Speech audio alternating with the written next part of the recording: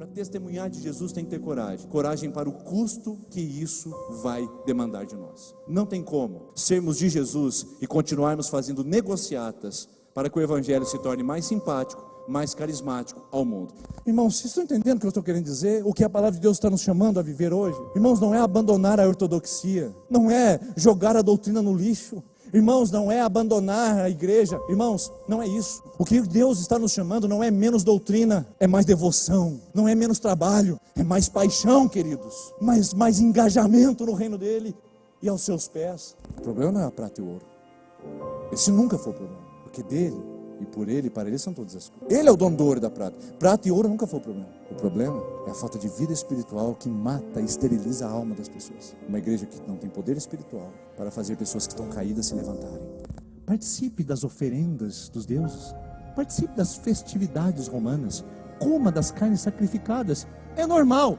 Todo mundo faz isso. Jesus olha para essa igreja e diz assim: vocês não precisam de banquete grego. Vocês não precisam de refeição idólatra. Vocês não precisam de alimentos consagrados a ídolos. Vocês têm o meu maná, diz Jesus. E eu sou o pão vivo que desceu do céu. João 6,35 e João 6,58. A palavra de Deus diz, que coisa maravilhosa. Ele é o pão vivo que desceu do céu. Ele é o maná da nossa vida. Maná nas escrituras é provisão, é sustento, é a graça de Deus sobre nós. Nós não precisamos dos banquetes desse mundo que não satisfazem. Jesus diz: eu sei, igreja, que vocês estão sendo privados. Eu sei que vocês estão sendo envergonhados. Jesus está dizendo à igreja de Tiatira: eu conheço o que os meus fiéis passam. Deus sabe o que você passa na sua universidade, o que você passa na sua empresa, o que você passa na roda dos seus amigos quando você diz: não, eu sou de Cristo. E Jesus oferece a você e a mim o que Ele ofereceu a essa igreja. Essa igreja pisada pelos homens nessa terra é a minha igreja viva e poderosa, eterna. Queridos irmãos, Jesus disse: eu darei a vocês o que esse mundo promete, mas não dá. Se não temos experiência para contar hoje, se não temos vida no altar, se não temos experiência de oração, se não temos experiências de milagres, de transformação na nossa vida, a gente se projeta para um passado distante. Porque antes contar uma história do passado de sucesso do que de um fracasso presente. Quando chegarem as tragédias na sua vida, quando chegarem os sofrimentos, quando chegar o medo, quando chegar o pavor, quando chegar os temores, quando chegar a angústia, se você guardou a palavra, se você crê e confiar em Jesus, esta hora, essa provação, essa dor, você vai atravessar por ela e você vai sair lá na frente vencedor.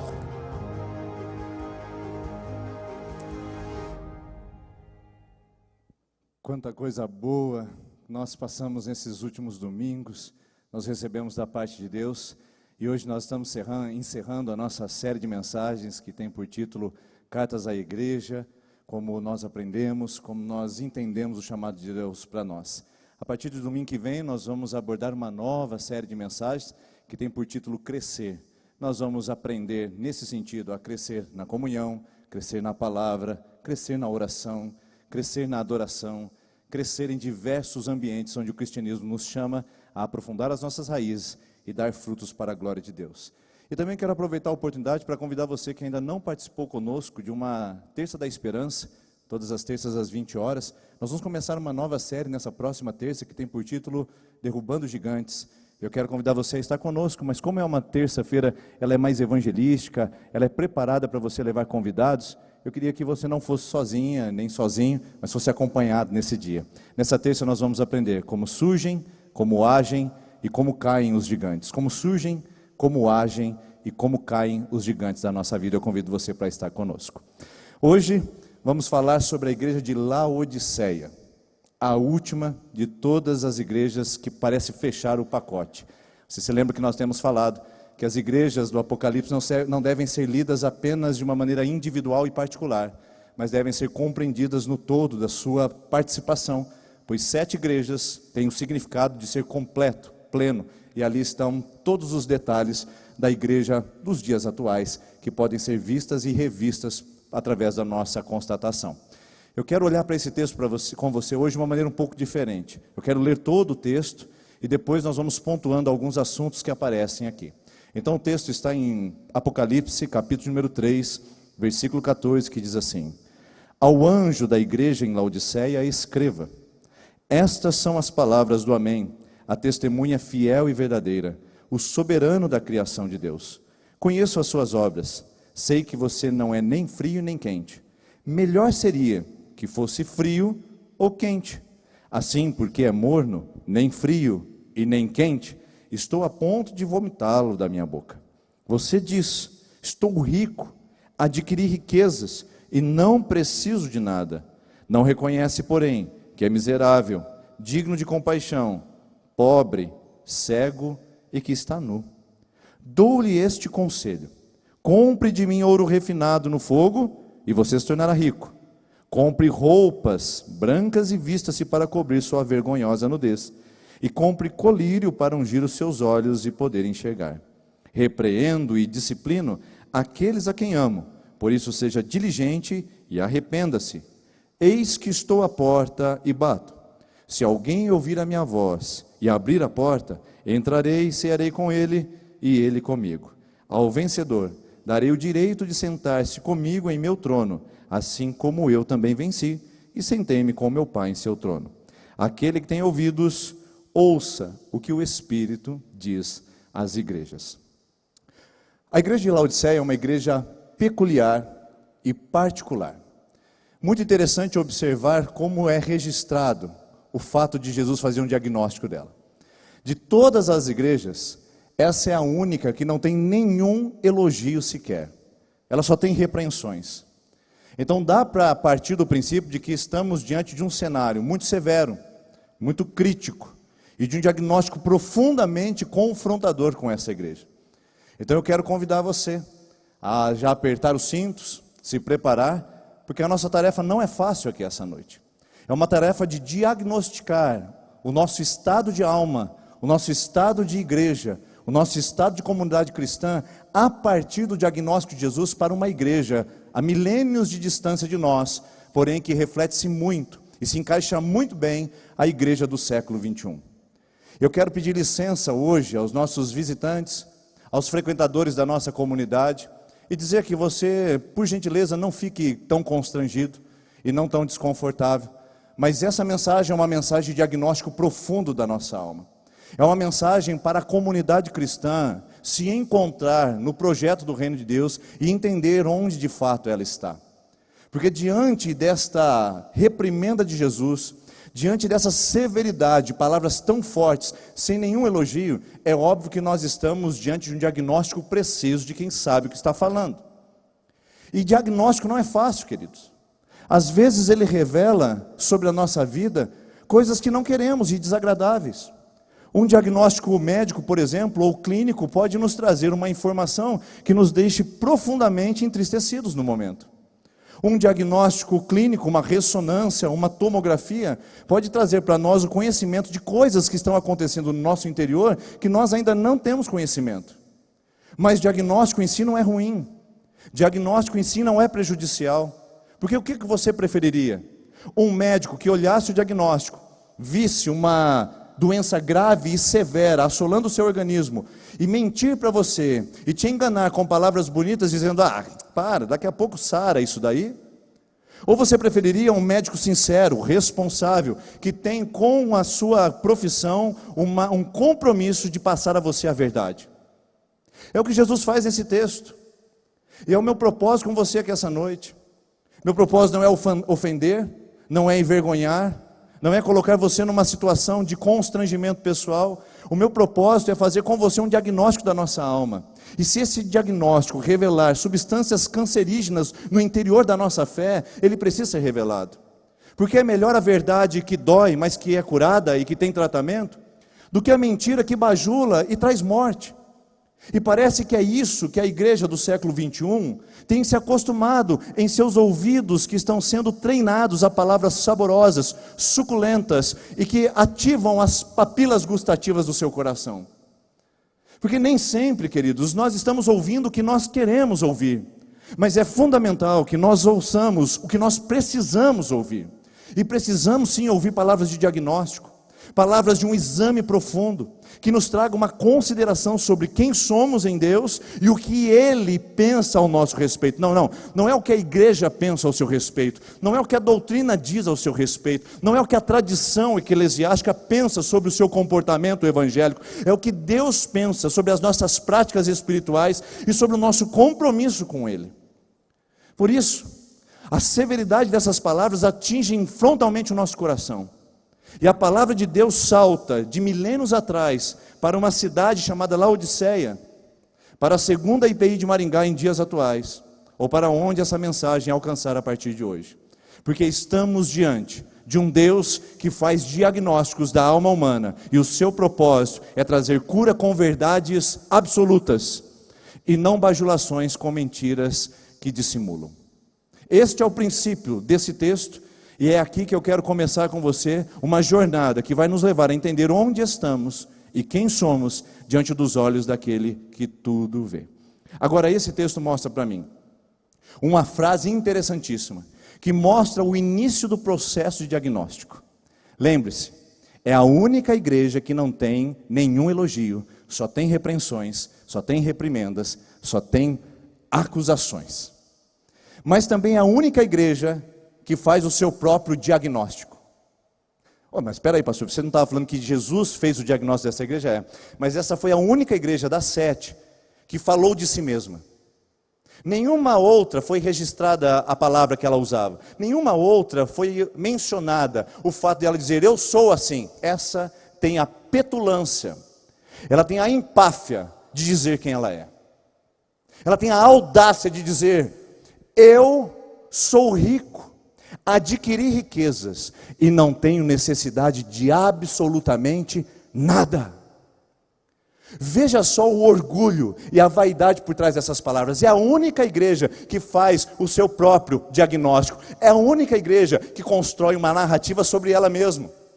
Em outros termos, queridos, para sermos mais objetivos, ela estava dizendo, nós não temos necessidade de nada, nós temos a nossa autoimagem, nós temos a nossa própria consideração e nós temos um conceito muito próprio de quem nós somos. Conceito, segundo Jesus, equivocado, dissimulado e distorcido. Estamos diante de uma palavra distorcida de quem ela era. A igreja de Laodiceia aprendeu a construir narrativas em torno de si mesmo para sustentar falsas crenças a partir da sua frieza espiritual. Uma igreja que tinha um conceito elevadíssimo diante de si e diante da sociedade, mas que diante de Deus não era ninguém. E Jesus olha para essa igreja e diz o seguinte, eu conheço, vocês dizem, vocês têm um diagnóstico, vocês pensam que são, vocês acham que podem, mas eu conheço. Vocês dizem, mas eu conheço. E Jesus conhece, e Jesus sabe, Ele é o especialista de corações. Ele é o especialista da alma humana, e Ele sabe o que passa nos porões daquela igreja. E então, nesse sentido, Jesus vai e diz, vocês por isso não conseguem reconhecer. Então vamos fazer aqui o fechamento da ideia? Jesus diz, vocês dizem, vocês fazem o seu diagnóstico, eu sou capaz de fazer o diagnóstico preciso. E aí Jesus completa a sentença dizendo, vocês não reconhecem. Vocês dizem, eu conheço, vocês não reconhecem. Aquela igreja não conseguia reconhecer, sabe por quê? Porque aprendeu a construir uma história, uma narrativa mentirosa sobre si mesmo. Paulo disse isso em Romanos capítulo de número 12, versículo 3. Ninguém pense de si mesmo além do que convém. No mundo de mídias sociais e de redes sociais, o apóstolo Paulo estaria tendo um ataque cardíaco. Ninguém pense de si mesmo além do que convém. Laodiceia tinha uma autoimagem muito exagerada, exacerbada de si mesmo. E Jesus vem e diz para ela, vocês acham que são princesa? Se são plebeias. Vocês acham que são gente distinta? Eu digo que vocês são indigentes desconhecidos da minha parte. Vocês acham que tem estrutura, que tem louvor, que tem dinheiro, que tem condição, que tem religiosidade, que tem poder, que tem influência? Vocês dizem que são, eu digo que vocês não são. Porque vocês aprenderam a construir uma história mentirosa sobre si mesmos. Irmãos, nós não estamos tão distantes disso. Recentemente, O psicólogo e ganhador do Prêmio Nobel de Economia, Daniel Kahneman, ele escreveu um livro chamado Rápido e Devagar, Duas Maneiras de Pensar. E lá ele estabelece alguns diagnósticos da sociedade em termos de decisões. E ele fala sobre o processo de construção de crenças e decisões na nossa vida. E ele usa o termo, a falácia do viés confirmatório. O que é isso? Deixa eu explicar para você. Era o que Laodiceia estava vivendo. Laodiceia estava tomada pela falácia do viés confirmatório. Para ser mais específico, vamos usar exemplos. Seu maridão, por exemplo, quando ele quer comprar um carro, ele não contou para você, mas de repente o carro para na frente dele no semáforo, ele olha para você e diz, olha que carro bonito. Quando ele olha para um carro e decide comprar, diz, olha, eu acho que eu gostaria de comprar e trocar de carro. E ele já tem uma escolha, ele começa a ver esse carro em toda a esquina. Nossa, olha quanta gente tem esse carro, olha quantos carros tem parecidos com esse que eu quero comprar. É o viés confirmatório. É a gente tentar encontrar ancoragem em modelos externos para sustentar a verdade que contamos para nós mesmos. Qual é a verdade? Eu quero trocar de carro, eu quero aquele carro, muita gente tem esse carro. Uau, que coincidência, esse carro está aqui no meu celular agora. Uau, que coisa impressionante. Nós vamos criando pontes para sustentar o viés confirmatório, para confirmar as nossas crenças e as nossas decisões. Para não ficar desmedido e desequilibrado, eu vou falar sobre você, esposa. A esposa, por exemplo, quando quer fazer uma viagem, lá em casa, por exemplo, quando a minha esposa fala assim, você viu o que apareceu aqui para mim na decolar.com? Falei, já vem o viés confirmatório.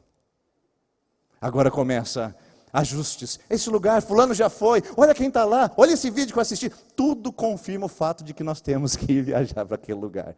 Sempre esteve ali. Mas o viés confirmatório faz eu criar narrativas para sustentar as minhas crenças. Jesus olha para essa igreja de Laodiceia, e muito antes de Daniel Kahneman ganhar o Prêmio Nobel de Economia, Jesus diz, vocês estão fazendo uma narrativa confirmatória naquilo que vocês acreditam. Abram o coração para vocês entenderem que isso é mentira. Isso tem diagnóstico impreciso. Há um câncer dominando esta igreja, há um câncer destruindo a saúde dessa comunidade, e vocês não conseguem reconhecer, porque estão fechados nas suas crenças religiosas e nos seus padrões narrativos, e vocês não conseguem ver que vocês estão mornos. Vocês acham que são, mas não são. Aí Jesus pula para o diagnóstico. Primeiro ele faz a repreensão, e depois ele diz, qual o problema de vocês? O problema de vocês é que vocês não são nem frios e nem quentes. Se você olhar no texto bíblico, a palavra frio e quente aparece 3 vezes. Parece até uma redundância e um erro gramatical, mas é assim que está no original. Frio e quente, frio e quente, frio e quente. Mas Jesus olha, e antes de dar o diagnóstico para essa igreja, ele diz assim, olha, eu aconselho vocês, porque eu sou aquele que eu sou o princípio da criação, eu sou o amém, e eu sou a testemunha fiel e verdadeira. Sabe o que Jesus está fazendo aqui, queridos? Ele está fazendo agora, em cima do viés confirmatório de Laodiceia, a autoridade de diagnóstico e de conselho de quem sabe quem é a igreja. O amém significa assim seja no Antigo Testamento. Jesus usa isso no original lá quando ele diz aos discípulos, em verdade vos digo. Literalmente é, amém, amém te digo. É uma palavra confiável, verdadeira, legítima. Testemunha fiel e verdadeira, genuína, original, sem distorções, totalmente confiável. O princípio da criação de Deus, a palavra arché, que significa o que vem antes, o que é o primeiro, o que chega antes. Jesus diz, eu sou esse, confiável, por isso eu aconselho a vocês. Só Jesus pode aconselhar a igreja. Só Jesus pode dizer isso a ela. E eu aqui, irmãos, estou com um problema de interpretação nesse texto. Porque estudando o original, eu encontrei a palavra aconselho, que significa simbaléu. Simbaléu no nosso português é símbolo. Eu cavei, procurei, tentei achar em comentários bíblicos e não encontrei ninguém que pudesse trazer uma confirmação do porquê que Jesus usa essa palavra ali para falar sobre essa igreja. Aconselho significa símbolo. Será que Jesus não estaria apontando para aquela igreja entulhada em tantas referências daquele mundo antigo, dizendo, eu sou o que indico, eu sou o que represento, eu sou o que apresento, eu sou a referência, eu sou a fonte, eu sou o símbolo do que vocês precisam? Talvez seja isso. Porque não é comum o uso desse termo. Mas Jesus, usando da autoridade, do amém, da testemunha fiel e verdadeira e do princípio da criação, ele diz: eu sou o símbolo. Eu aconselho vocês a mudarem de atitude, porque não dá para suportar a mornidão. E aí talvez você esteja dizendo: pastor, eu sei o que é a mornidão. Eu também pensava que sabia, queridos. Por muitas vezes eu pensei em mornidão naquele sentido de polarização espiritual. O que é um crente morno? É aquele crente que não é quente, que não é fervoroso, que não é pentecostal, que não é animado, que não é eufórico. Em contradição com aquele crente que é gélido, tradicionalista, quase morto, sem vida. Eu pensava que ser quente era ser avivado, e ser frio era ser uma pessoa morta espiritualmente, mas não é o que o texto diz. Para isso a gente precisa entender o contexto. Laodiceia, essa cidade ficava exatamente no centro de duas cidades que tinham características muito próprias. Primeiro, a cidade de Hierápolis. Essa cidade ficava ao norte de Laodiceia, 16 quilômetros, e era conhecida como Caldas Novas do mundo antigo. Termas do Rio Quente. O povo ia para lá, porque lá tinham propriedades terapêuticas das suas águas termais. Iam lá para poder terem curas a partir daquelas propriedades, daquela água que brotava fervendo de Hierápolis. Ao sul, 16 quilômetros de Laodiceia, tinha a cidade de Colossos, um balneário e um parque de águas geladas para que as pessoas pudessem desfrutar de refrigério e de um refresco em dias calorosos do Oriente Médio. Jesus olha para a região onde Laodiceia está e consegue fazer um diagnóstico preciso a partir da localização geográfica, dizendo: vocês não conseguem ter as propriedades terapêuticas de uma água quente, e vocês não conseguem ter as propriedades de refrigério de uma água fria. Porque vocês são mornos, eu estou a ponto de vomitar da minha boca. E quando Jesus repete 3 vezes esse termo, numa redundância parece que absurda, ele está dizendo que aqui está a ênfase, aqui está o problema dessa igreja. Uma igreja que aprendeu a ser morna. O que é uma igreja morna, queridos? É uma igreja que nem é quente e nem é fria. É uma igreja que nem cura e nem refrigera. Uma igreja nem é parecida com a geração nem dos nossos dias atuais. Já ouviu falar sobre isso? A geração que nem estuda e nem trabalha, que está aumentando nos nossos dias, no nosso contexto. Aqui está um clássico típico de uma igreja que não tem mais vitalidade. Ela não tem propriedades terapêuticas, não tem propriedades que transformam. Ela é uma igreja indiferente, uma igreja irrelevante, uma igreja que, se fosse tirada daquele mundo, ninguém perceberia sua ausência. Esse é o desafio para nosso coração, queridos. Que construímos narrativas muitas vezes para nos bajular com palavras bonitas. Que construímos modelos eclesiásticos para nos trancafiar dentro de uma religião que nos conforta e que nos conforma.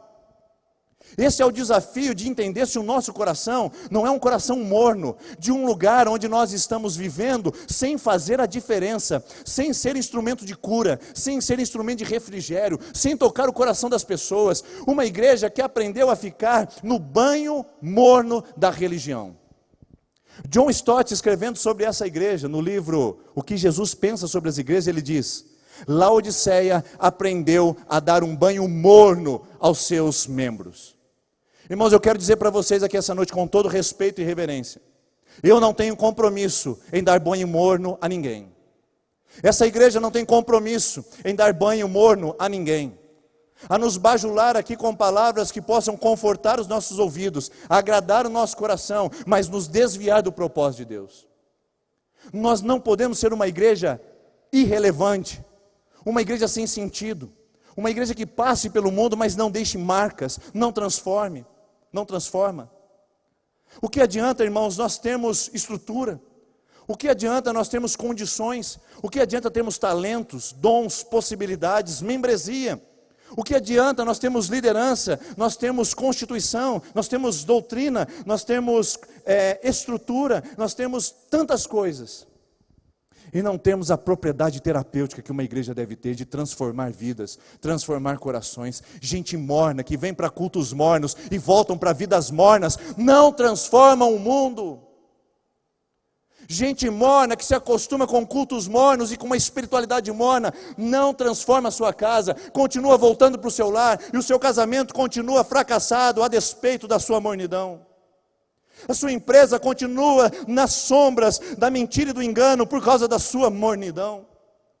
Seus relacionamentos ainda continuam tóxicos, mentirosos e profundamente prejudiciais por causa da sua mornidão. Irmãos, nós não fomos chamados para ficar no meio termo. Ou nós somos uma igreja que transforma e que causa cura, ou nós somos uma igreja que traz refrigério e alívio. Nós não temos a opção de ficar no meio termo. Ah, mas eu não quero ser fanático, querido. O que você entende de fanático? Qual é a sua concepção de fanatismo?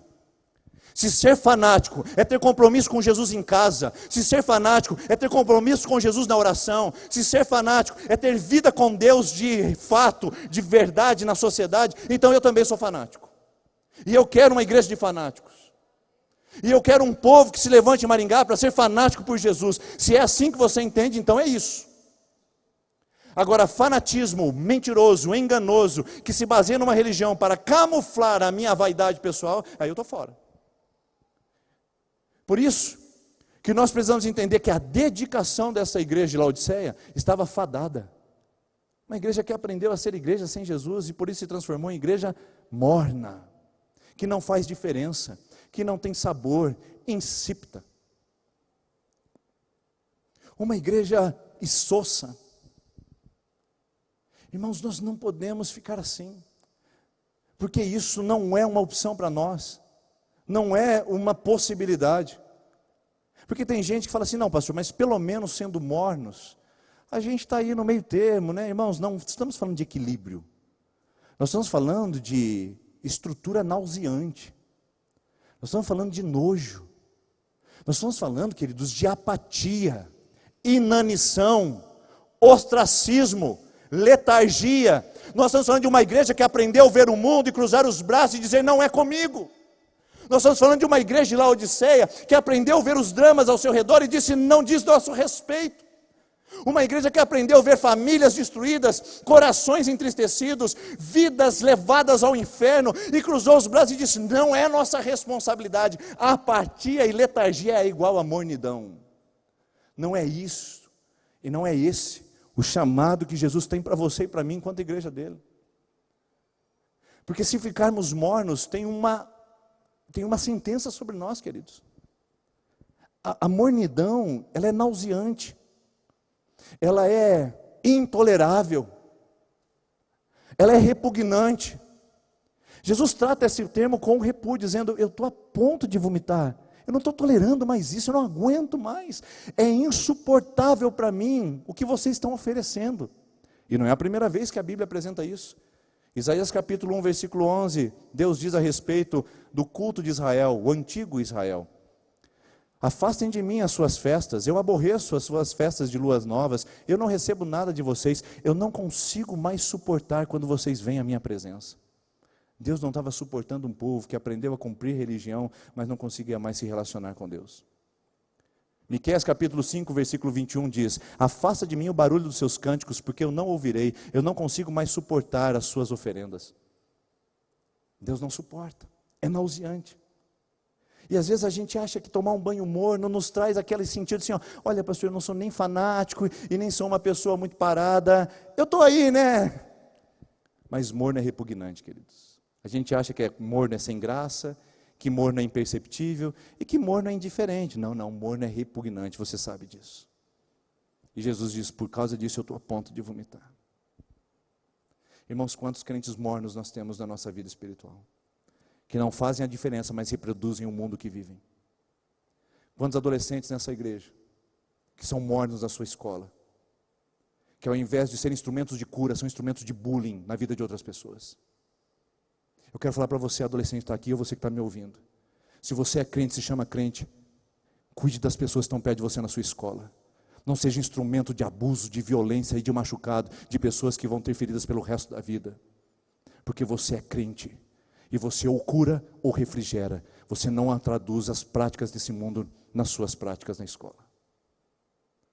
Quantos jovens mornos, que reproduzem o seu estilo de namoro, o seu estilo de vida sexual, baseada no mundo como ele padroniza.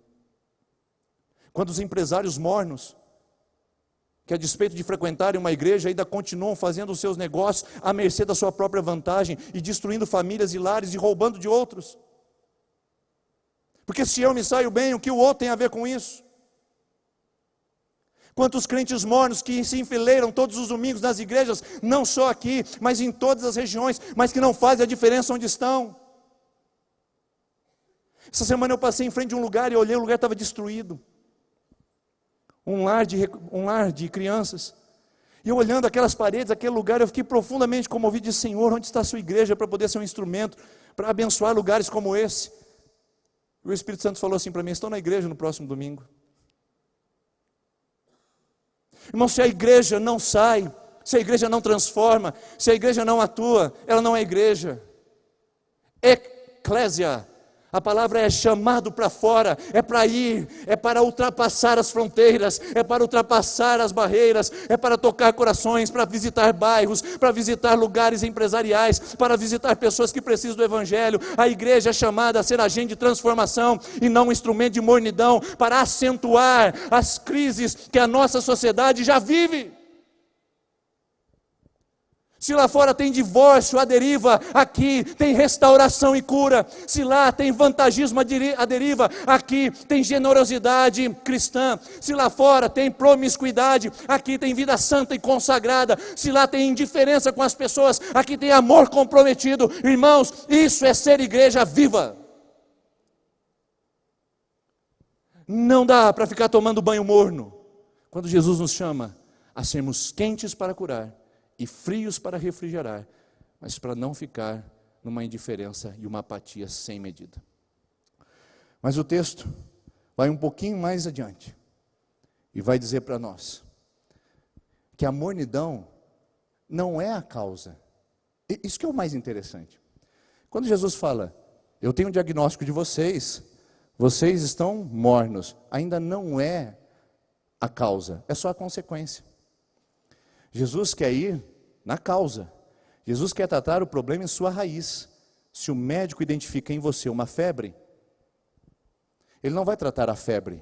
O diagnóstico é estado febril, mas o problema é a infecção que está por detrás desse quadro. Jesus olha para aquela igreja e diz: vocês se acomodaram, vocês estão letárgicos, mas esta é só a consequência. Irmãos, nós não podemos ficar tratando consequências. A igreja está morna, pastor, vamos fazer um congresso de avivamento domingo que vem. Eu gosto de congresso, mas não acho que isso trata corações mornos. Pastor, a igreja está morna, a gente precisa fazer uma campanha. Eu gosto de campanha, de oração, mas não acho que isso resolve corações mornos. É quando a gente entra num profundo estado de compreensão do nosso coração, para que a gente entenda onde estamos. E Jesus diz para essa igreja: sabe onde vocês estão? Vocês estão no eu adquiri riquezas. Por isso eu falo para vocês: compre de mim ouro refinado, compre de mim vestes brancas, compre de mim colírio para seus olhos, para que vocês voltem a ver. Agora Jesus vai no tema central, para tratar a causa da mornidão daquela igreja. Vamos tratar isso, irmãos? Você tem coragem para mergulhar nisso comigo? Porque não é fácil. Eu disse para você que não seria fácil. Não está sendo fácil, mas é profundamente confrontador ao nosso coração. E para que a gente entenda o que Jesus está fazendo aqui, a gente precisa entender onde é que essa igreja está. Porque o problema de Laodiceia não era a mornidão. O problema de Laodiceia era o orgulho e a vaidade.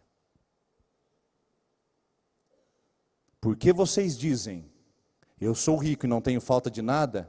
Eu digo, porém, que vocês são pobres, cegos, dignos de compaixão, miseráveis e nus.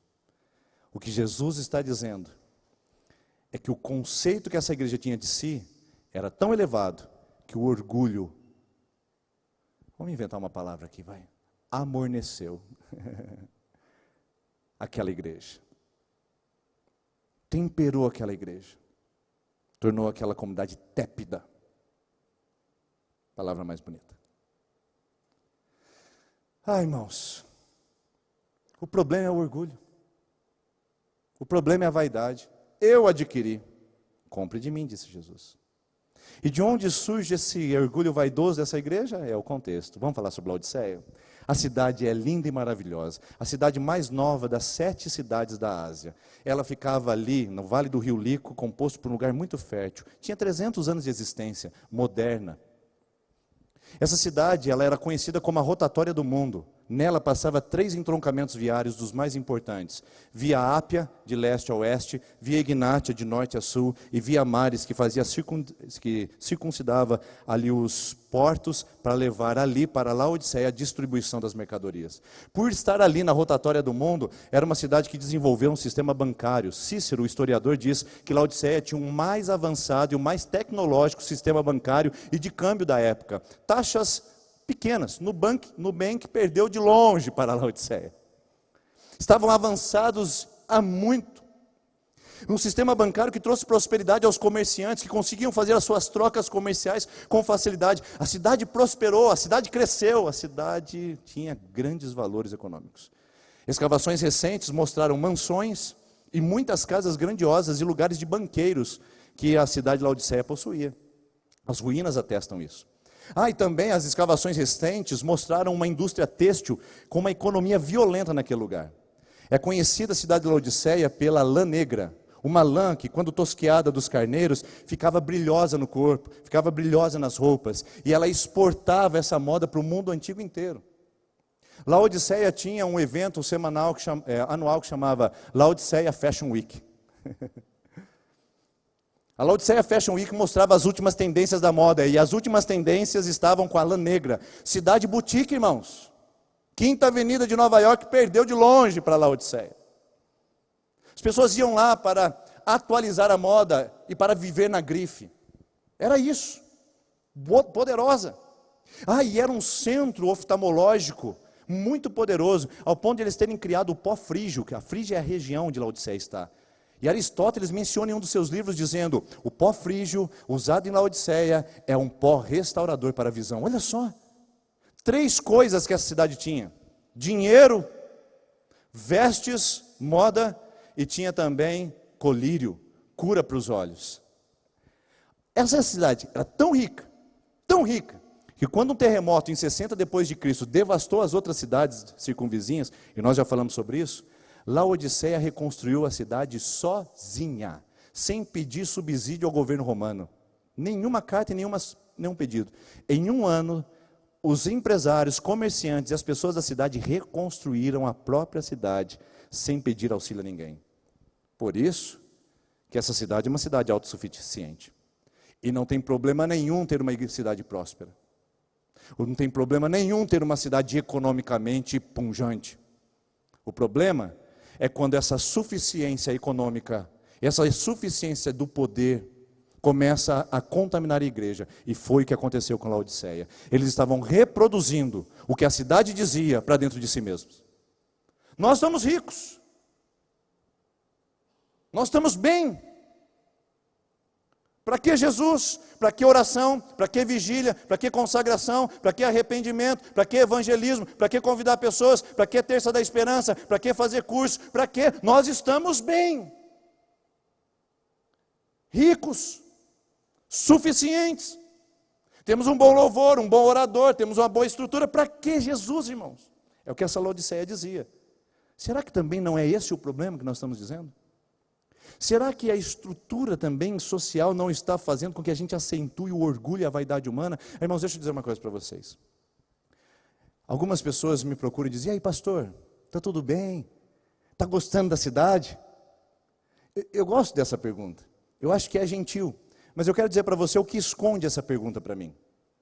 Quando você diz: está gostando da cidade? E eu sei que existe uma vaidade maringaense, e de fato, uma cidade bela, com uma infraestrutura invejável, com uma renda per capita realmente diferenciada, e que realmente é uma das cidades mais belas do Brasil, e eu posso atestar isso. O problema é quando você diz assim para mim: e aí, pastor, está gostando da cidade? Talvez você esteja dizendo assim: se a cidade não fosse boa, você não estaria aqui, né?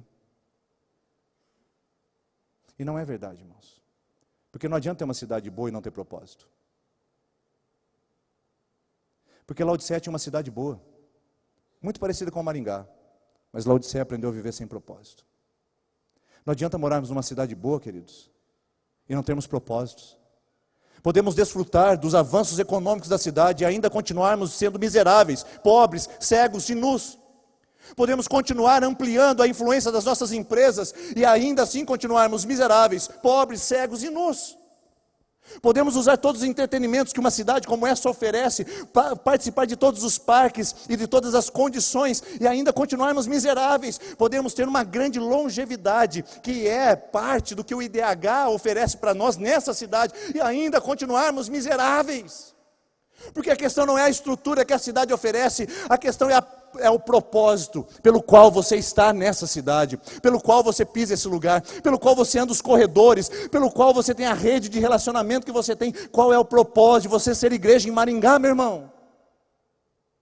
Qual é o propósito de você ser igreja em Maringá, minha irmã? É usufruir, é tirar recursos, é dizer, olha como a cidade é boa para mim. Não, irmãos, não é isso. Apesar de ser uma cidade boa, nós podemos transformá-la com o poder do Evangelho. Você pode, mas nós não podemos viver sem propósito. O problema dessa igreja é que ela viveu demais, olhando para o ego inflado de uma cidade que aprendeu a ser sozinha e suficiente, e transformou isso em cultura eclesiástica. Irmãos, nós não podemos cair nesse erro. E Jesus mostra como a gente pode solucionar esse problema. Ele diz o seguinte: você diz, eu digo, compre de mim. Sabe o que a gente precisa, meus irmãos e minhas irmãs? A gente precisa aprender, como Jesus, a deslocar o pronome pessoal. Não é eu adquirir, é Ele tem para me dar. Jesus olha para essa igreja inflada no ego e diz, vocês dizem eu digo eu. É deslocar o eu para Ele. Não sou eu quem faço, é Ele que me concede graça. E nessa sociedade da positividade que diz você pode, você consegue, você avança, eu faço, eu aconteço, eu realizo, Jesus olha e diz, ei, preste atenção, não é você, sou eu. É deslocamento do pronome pessoal, não diz respeito a mim, diz respeito a Ele, queridos. É João 3,30, importa que Ele cresça e que eu diminua. O fato não sou eu quem estou no centro, é Ele que é o centro, porque dele, por Ele e para Ele são todas as coisas. Não é a segunda IPI, não é o pastor Denis, não é o pastor Naamã, não é o pastor que passou por aqui, não é a cidade, não é Maringá, é Jesus, meus irmãos. E quando esse pronome é deslocado para Ele, a igreja vive. Porque enquanto buscarmos o eu, nós vamos deteriorar e morrer e nos tornarmos cada vez mais mornos. Ah, queridos, tem excesso de mornidão no nosso meio, mas tem excesso de eu, e esse é o problema. E quem disse isso não foi eu. Jesus disse nesse texto, compre de mim e desloque o eu para mim. E quem disse isso também foi um filósofo francês chamado Marc Augé. Ele disse que nossa sociedade vive 3 excessos: excesso de tempo, excesso de espaço e excesso de ego. E eu acredito que a igreja não está isenta a esse movimento, queridos. Tem muito ego no nosso meio. Eu falo isso com dor no meu coração porque tem muito culto à personalidade. Tem muita expectativa no homem dos nossos dias. Tem muito eu como cliente eclesiástico. Eu não fui atendido.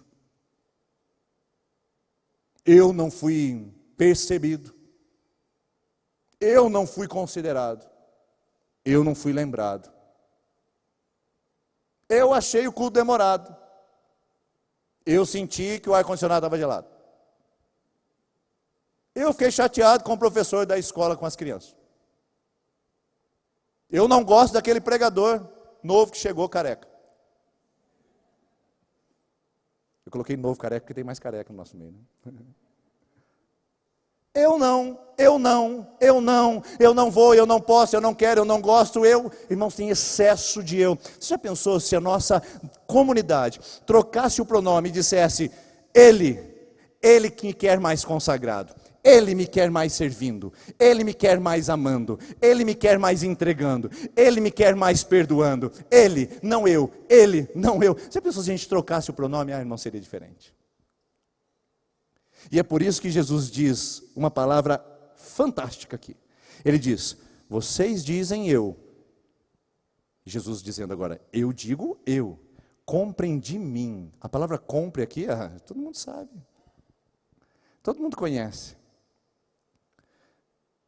Quando nós falamos alguns termos, algumas pessoas da determinada área que elas estão, elas conseguem identificar o que é e para onde está puxando aquele lado. E quando Jesus falou, compre de mim, todo mundo lá Laodiceia sabia o que se tratava. A palavra comprar aparece 3 vezes novamente no texto. Olha, 3 vezes. Uma cidade de comerciantes, uma cidade mercadológica, uma cidade que trabalhava com fornecedores. Jesus diz, compre de mim, porque vocês estão com o fornecedor errado. Vocês têm roupa, vocês têm banqueiros, vocês têm colírio, mas o fornecedor de vocês é errado. Ele não supre o que vocês precisam, porque vocês continuam nus, vocês continuam cegos e vocês continuam miseráveis. Deixa eu dizer uma palavra para você aqui essa noite. Talvez o seu fornecedor esteja errado, meu irmão. Ô minha irmã, talvez o seu fornecedor esteja errado. E nessa compra, e nessa negociata das fontes onde você está fazendo a comercialização do seu coração, você está percebendo que não tem fruto e não tem restauração. A minha palavra para você essa noite é troque de fornecedor. Esse fornecedor não atende no horário. Esse fornecedor entrega produtos de matéria-prima de péssima qualidade.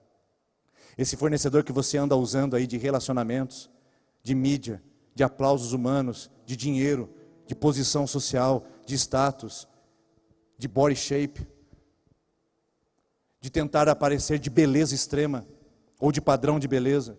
Esse fornecedor, irmãos, está errado. Ele não entrega para você o produto que você quer. Ele não entrega para você o que você anda procurando. Porque a igreja de Laodiceia andava procurando por algo. E Jesus diz, troquem de fornecedor. Porque eu sou o divino mercador, compre de mim.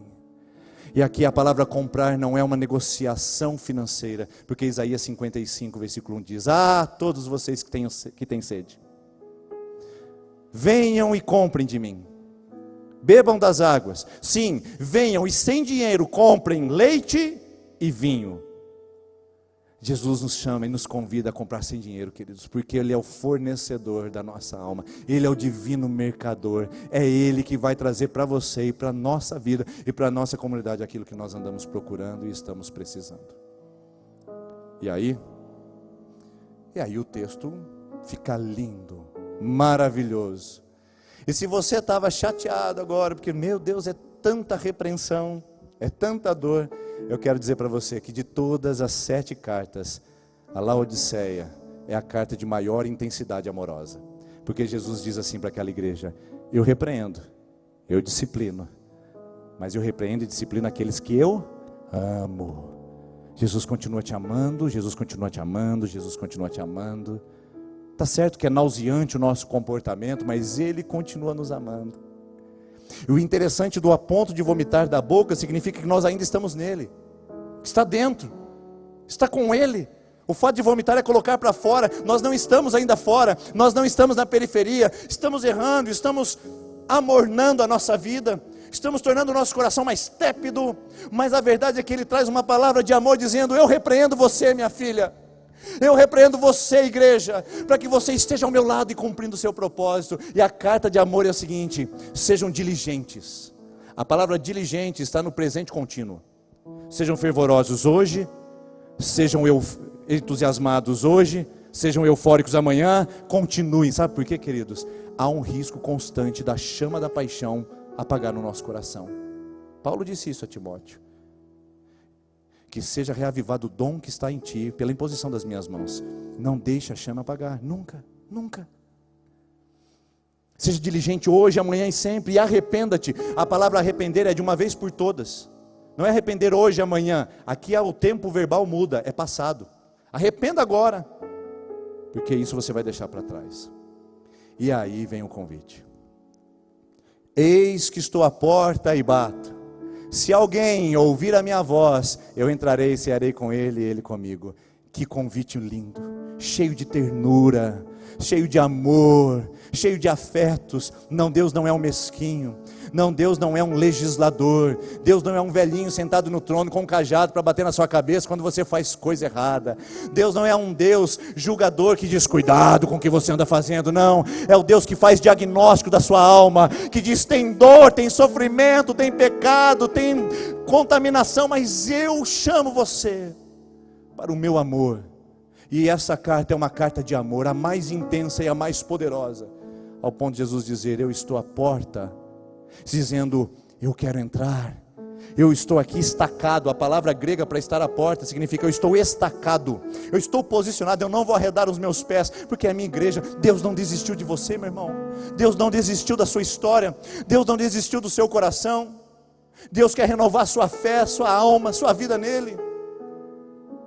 Ele está estacado à porta do seu coração dizendo: você me esqueceu, você me abandonou, você me deixou, mas eu ainda continuo esperando por você.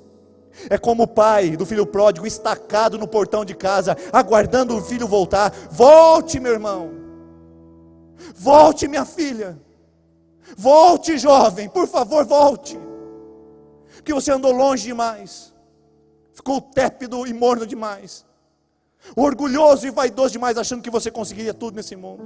Mas volte, porque Ele te chama para ceiar, Ele te chama para a comunhão.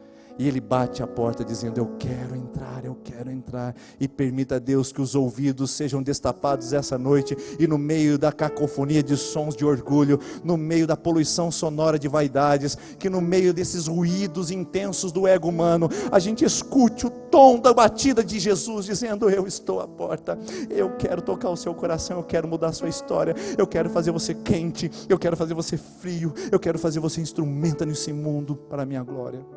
Escute o tom da batida de Jesus no seu coração, porque Ele quer te convidar para cear. E aqui é lindo, porque o fato de Jesus nos aceitar à sua mesa já é maravilhoso. Agora, de Ele aceitar cear conosco é impressionante.